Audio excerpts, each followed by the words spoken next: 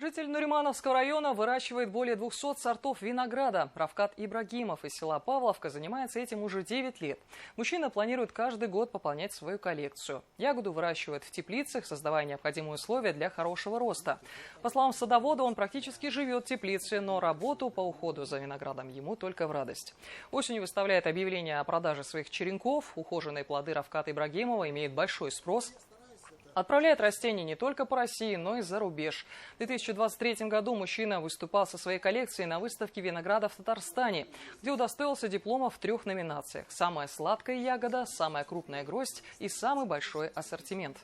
Работа фактически не такая уж тяжелая, да, но увлекательная очень. Я вот с нетерпением занимаюсь в основном прививками, размножаю. И вот я жду не только с завтрашнего дня. Мне хочется быстрее увидеть следующий год, чтобы увидеть плоды на новых прививках.